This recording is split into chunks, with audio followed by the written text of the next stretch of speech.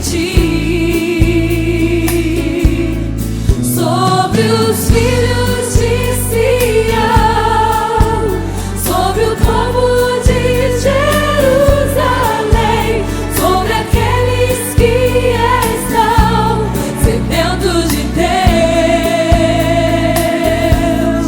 sobre os filhos de Sião, sobre o povo de Jerusalém, sobre aqueles que estão sedentos de Deus.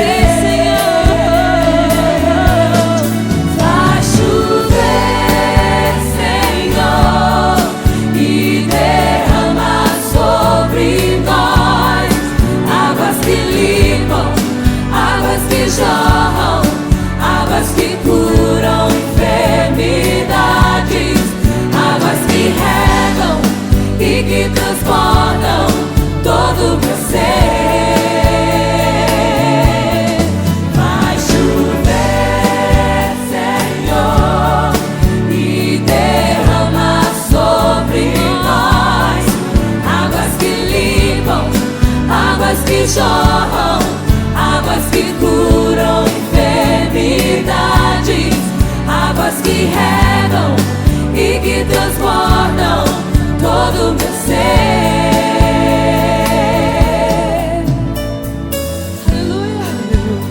Você quer ser curado?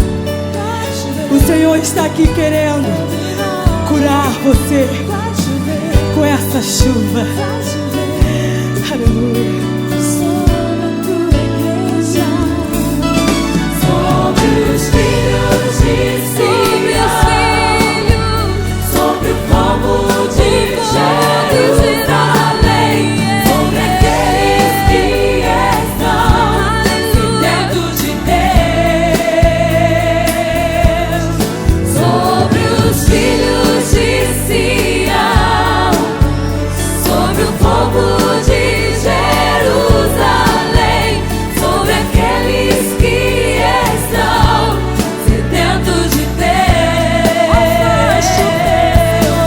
Faz chover, Senhor, e derrama sobre nós águas que limpam, águas que jorram, águas que curam enfermidades, águas que regam e que transportam todo o meu ser.